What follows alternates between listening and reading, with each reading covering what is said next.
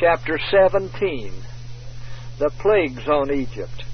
The Lord said unto Moses, Wherefore say unto the children of Israel, I am the Lord, and I will bring you out from under the burden of the Egyptians, and I will rid you out of their bondage, and I will redeem you with a stretched out arm and with great judgments. And I will take you to me for a people, and I will be to you a God, and ye shall know that I am the Lord your God, which bringeth you out from under the burden of the Egyptians. I will bring you in unto the land concerning the which I did swear to give it to Abraham, to Isaac, and to Jacob, and I will give it you for a heritage. I am the Lord. And the Lord spake so unto the children of Israel, but they hearkened not unto Moses for anguish of spirit and for cruel bondage. And the Lord spake unto Moses, saying, Go in, speak unto Pharaoh, king of Egypt, that he let the children of Israel go out of his land. Moses was somewhat discouraged. In his despondency he inquired of the Lord, If the children of Israel, thine own circumcised people, will not hearken unto me, how then shall Pharaoh, who is uncircumcised and an idolater, hear me? And the Lord said unto Moses, See, I have made thee a god to Pharaoh, and Aaron thy brother shall be thy prophet. Thou shalt speak all that I command thee, and Aaron thy brother shall speak unto Pharaoh, that he send the children of Israel out of the land. And I will harden Pharaoh's heart, and multiply my signs and my wonders in the land of Egypt. But Pharaoh shall not hearken unto you, that I may lay my hand upon Egypt, and bring forth mine armies and my people, the children of Israel, out of the land of Egypt by great judgments. And the Egyptians shall know that I am the Lord, when I stretch forth mine hand upon Egypt, and bring out the children of Israel from among them. And Moses and Aaron did as the Lord commanded them, so did they. The Lord told Moses that the signs and wonders which he should show before Pharaoh would harden his heart, because he would not receive them, and God would multiply his signs. Every punishment which the king rejected would bring the next chastisement more close and severe, until the proud heart of the king would be humbled, and he should acknowledge the Maker of the heavens and the earth as the living and all-powerful God. The Lord brought up his people from their long servitude in a signal manner, giving the Egyptians an opportunity to exhibit the feeble wisdom of their mighty men and array the power of their gods in opposition to the God of heaven. The Lord showed them by his servant Moses that the Maker of the heavens and the earth is the living and all-powerful God above all gods, that his strength was mightier than the strongest, that omnipotence could bring forth his people with a high hand and with an outstretched arm.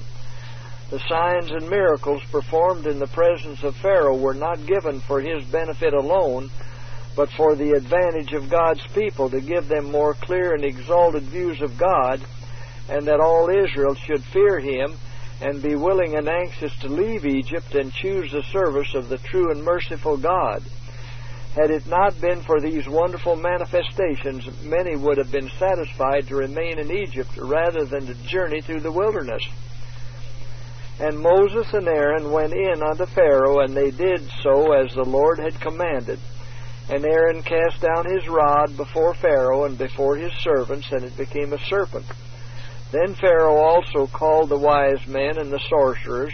Now the magicians of Egypt, they also did in like manner with their enchantments, for they cast down every man his rod, and they became serpents. But Aaron's rod swallowed up their rods, and he hardened Pharaoh's heart, that he hearkened not unto them, as the Lord had said. The magicians seemed to perform several things with their enchantments, similar to those things which God wrought by the hand of Moses and Aaron. They did not really cause their rods to become serpents, but by magic, aided by the great deceiver, made them to appear like serpents to counterfeit the work of God.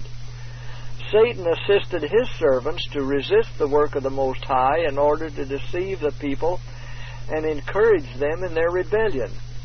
Pharaoh would grasp at the least evidence he could obtain to justify himself in resisting the work of God performed by Moses and Aaron. He told these servants of God that his magicians could do all these wonders. The difference between the work of God and that of the magicians was, one was of God, the other of Satan. One was true, the other false.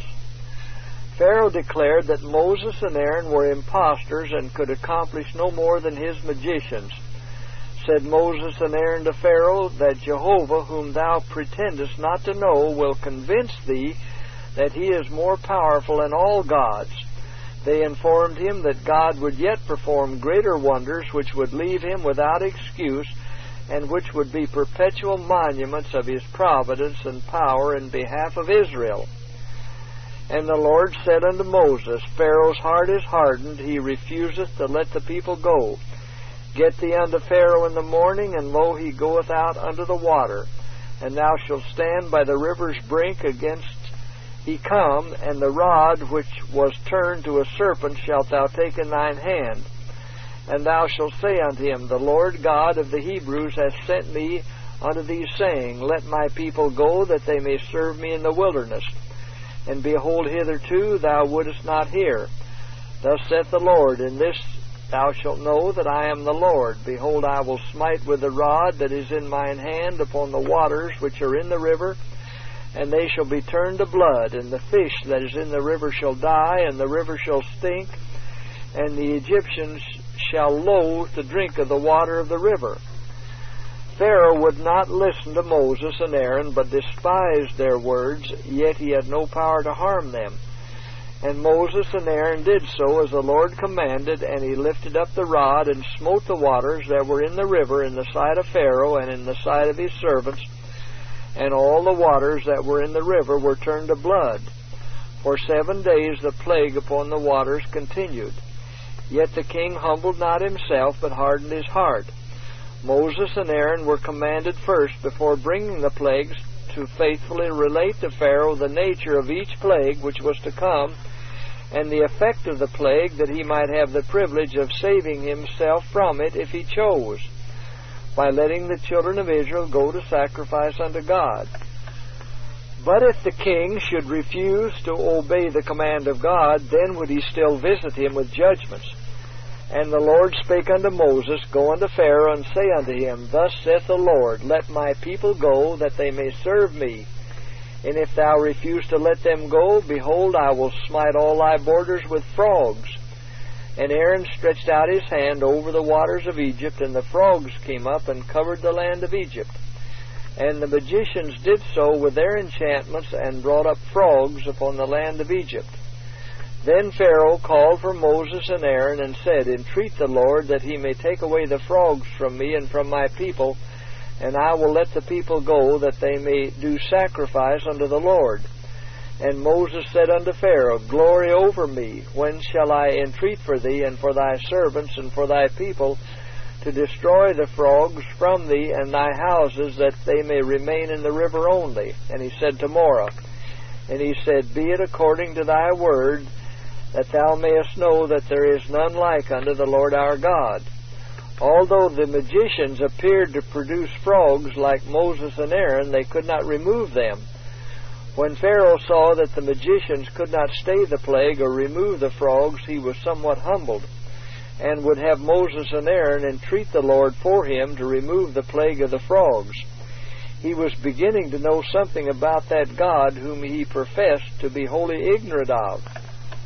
Moses and Aaron had told Pharaoh that they did not produce the frogs by magic or by any power they possessed, that God, the living God, had caused them to come by his power, and that he alone could remove them. Previous to this, Pharaoh had exulted over Moses and Aaron because the magicians could cause the same things to appear with their enchantments. And when he asked Moses to entreat the Lord for him, he reminded him of his former haughty boasting and glorying because of the works performed by his magicians. And he asked Pharaoh where was now his glorying over him, and where was the power of those magicians to remove the plague. The Lord listened to the entreaties of Moses and stayed the plague of the frogs. When the king was relieved of his immediate distress, he again stubbornly refused to let Israel go. Moses and Aaron, at the commandment of the Lord, caused the dust of the land to become lice throughout all the land of Egypt. Pharaoh called the magicians to stand before him to do the same with their enchantments, but they could not. Moses and Aaron, the servants of God, at his command, produced the plague of lice. The magicians, the servants of Satan, at his command, tried to produce the same with their enchantments, but could not. The work of God was shown superior to the power of Satan, for the magicians, with their enchantments, could perform but a few things. When the magicians saw that they could not produce the lice, they said unto Pharaoh, This is the finger of God.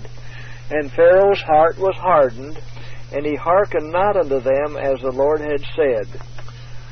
The Lord again commanded Moses and Aaron to say unto Pharaoh, Let my people go, that they may serve me.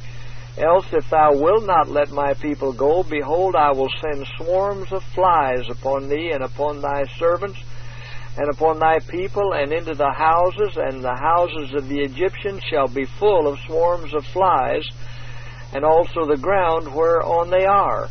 And I will sever in that day the land of Goshen, in which my people dwell, that no swarms of flies shall be there, to the end thou mayest know that I am the Lord in the midst of the earth.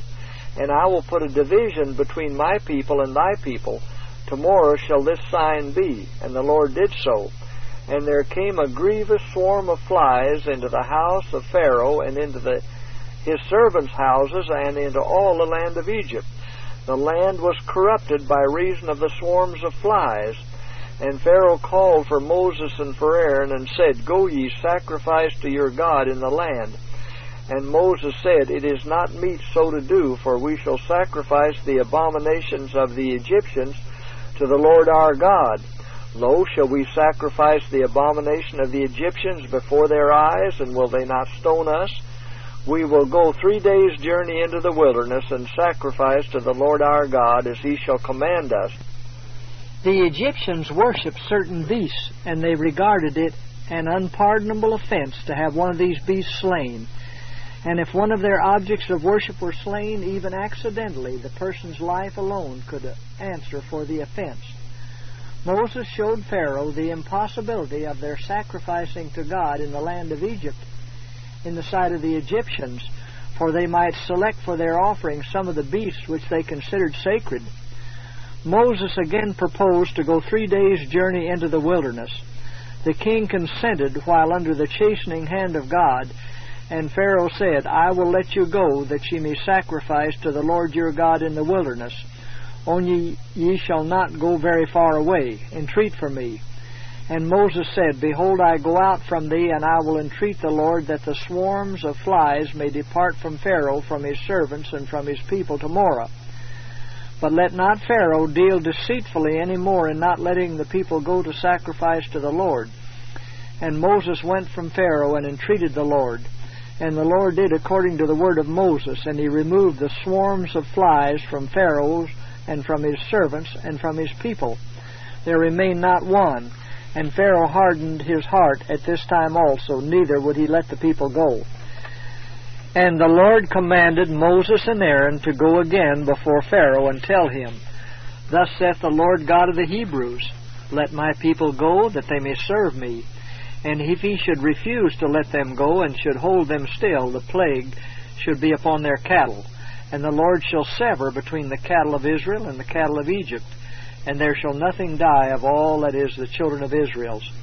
And all the cattle died that were visited with the plague, but not one of the cattle of the Hebrews died. And Pharaoh sent messengers to inquire if any of the cattle of the Israelites were dead. The messenger returned to the king with the word that not one of them had died, neither were they afflicted at all with the plague. Yet his heart was hardened, and he refused to let Israel go. Then Moses and Aaron, according to the command of God, took ashes of the furnace, and stood before Pharaoh, and Moses sprinkled it up toward heaven, and it became a boil, breaking forth with blains upon man and upon beast.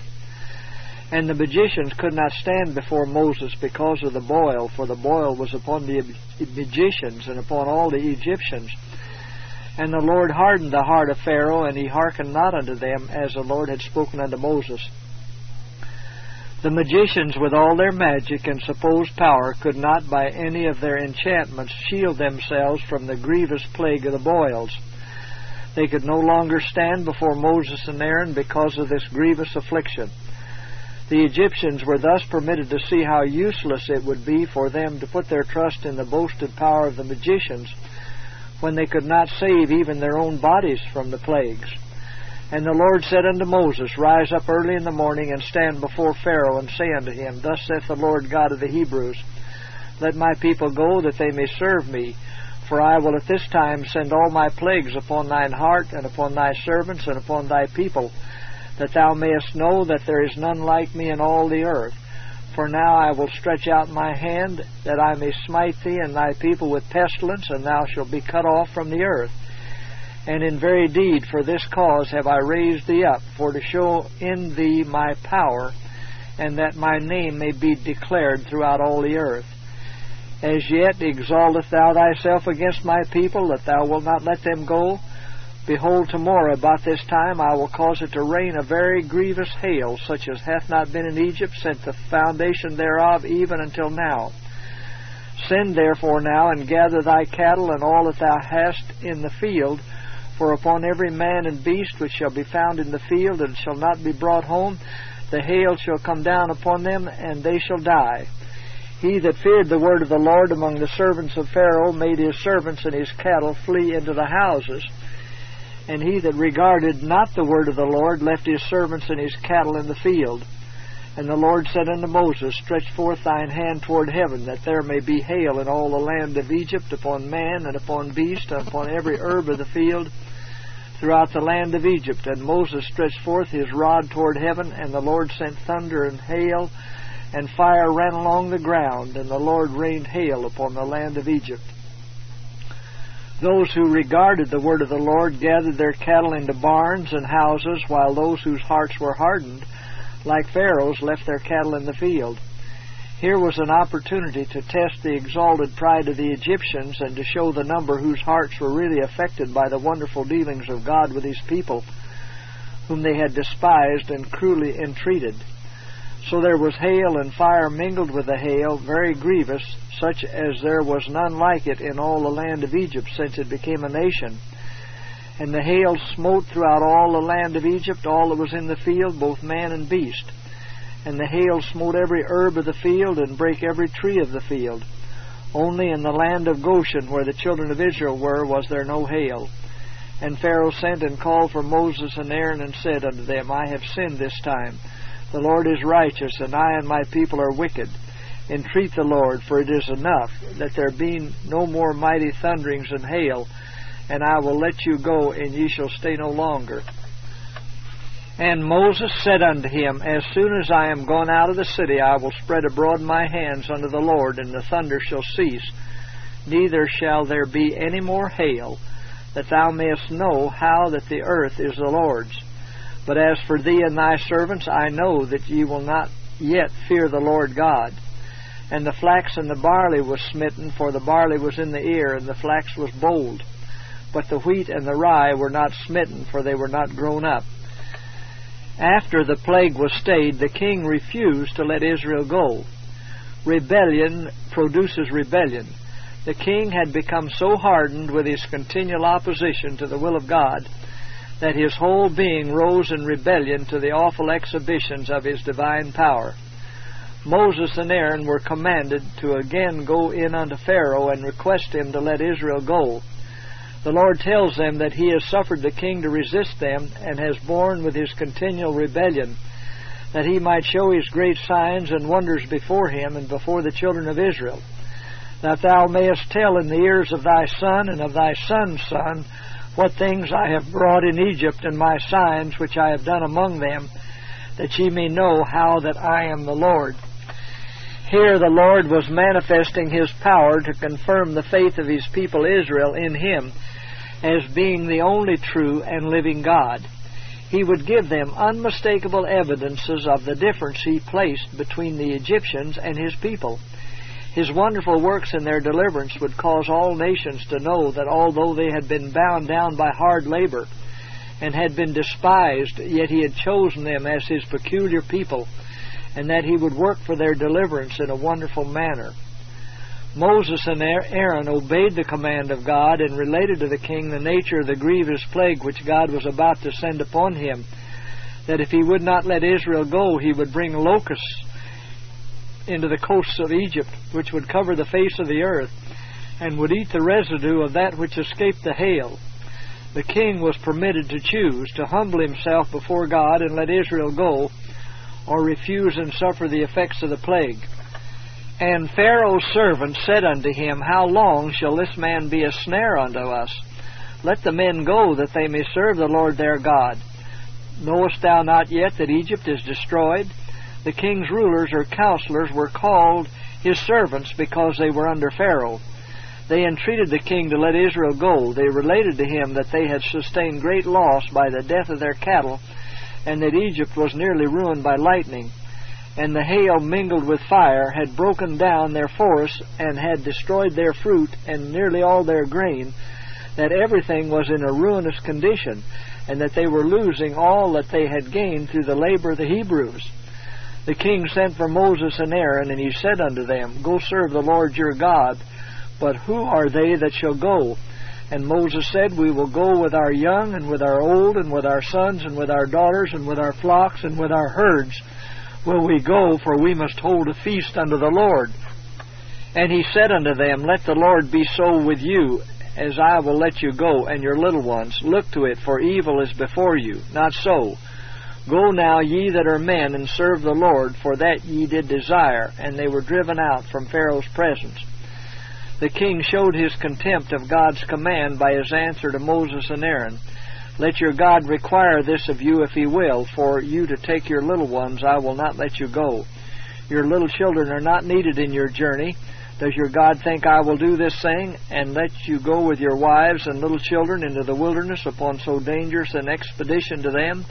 I will not do this, but only you that are men shall go to serve the Lord. This hard-hearted, oppressive king would now pretend to the Hebrews that he had a special interest in their welfare and a tender care for their little ones. He had tried to destroy the Israelites with hard labor, but now to serve his own purpose, professes to have a very special care for them, and plainly declares to Moses and Aaron that God, who would require such a thing as for them to go with their families into the wilderness, should not be obeyed, for he would only lead them out to destroy them, and their bodies would certainly lie in the wilderness. And the Lord said unto Moses, Stretch out thine hand over the land of Egypt for the locusts, that they may come up upon the land of Egypt, and eat every herb of the land, even all that the hail hath left. And Moses stretched forth his rod over the land of Egypt, and the Lord brought an east wind upon the land all that day and all that night. And when it was morning, the east wind brought the locusts. And the locust went over all the land of Egypt, and rested in all the coasts of Egypt. Very grievous were they. Before them there were no such locusts as they, neither after them shall be such. For they covered the face of the whole earth, so that the land was darkened. And they did eat every herb of the land, and all the fruit of the trees which the hail had left. And there remained not any green thing in the trees, nor in the herbs of the field, through all the land of Egypt. Then Pharaoh called for Moses and Aaron in haste. And he said, I have sinned against the Lord your God, and against you. Now therefore forgive, I pray thee, my sin only this once, and entreat the Lord your God, that he may take away from me this death only. The Egyptians were afraid that after the locusts had eaten everything in the field, they would even attack the people of Egypt and devour them. And he went out from Pharaoh and entreated the Lord. And the Lord turned a mighty strong west wind, which took away the locusts and cast them into the Red Sea. There remained not one locust in all the coasts of Egypt. And the Lord hardened Pharaoh's heart, so that he would not let the children of Israel go. Notwithstanding his humility, while death threatened him, and his promise to let Israel go, after he was relieved from the plague, he hardened his heart, and refused to let them go.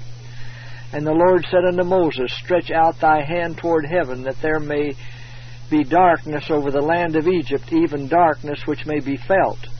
And Moses stretched forth his hand toward heaven, and there was a thick darkness in all the land of Egypt 3 days.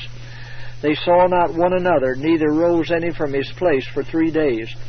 But the children of Israel had light in their dwellings. And Pharaoh called unto Moses and said, Go ye, serve the Lord, only let your flocks and herds be stayed. Let your little ones also go with you.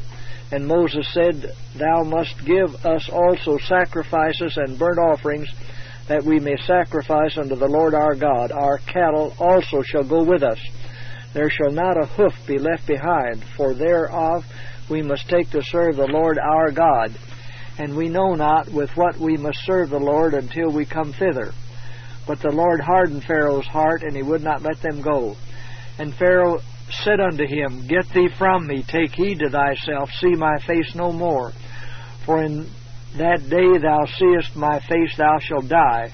And Moses said, Thou hast spoken well, I will see thy face again no more.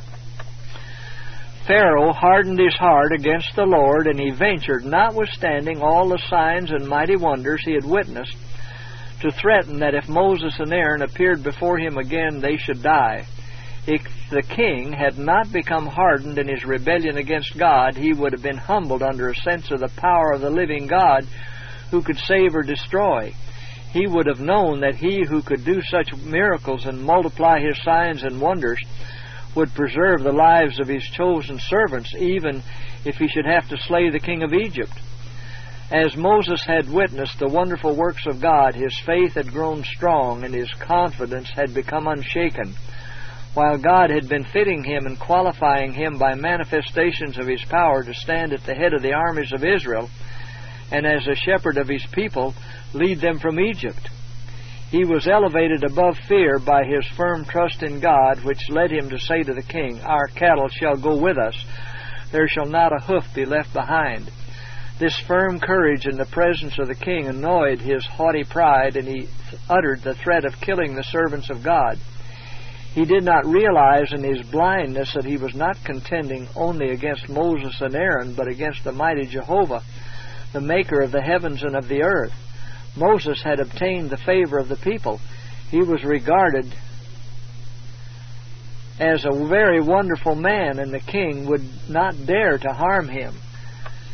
And the Lord said unto Moses, Yet will I bring one plague more upon Pharaoh and upon Egypt. Afterward he will let you go hence. When he shall let you go, he shall surely thrust you out hence altogether. Speak now in the ears of the people, and let every man borrow of his neighbor, and every woman of her neighbor, jewels of silver and jewels of gold. Notwithstanding, Moses had been forbidden to come again into the presence of Pharaoh, for in the day he should see his face he should die. Yet he had one more message from God for the rebellious king, and he firmly walked into his presence and stood fearlessly before him to declare to him the word of the Lord. And Moses said, Thus saith the Lord, About midnight will I go out into the midst of Egypt, and all the firstborn in the land of Egypt shall die. From the firstborn of Pharaoh that sitteth upon his throne, even unto the firstborn of the maidservant that is behind the mill, and all the firstborn of the beasts.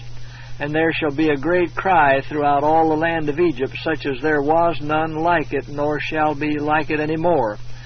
But against any of the children of Israel shall not a dog move his tongue against man or beast, that ye may know how that the Lord doth put a difference between the Egyptians and Israel.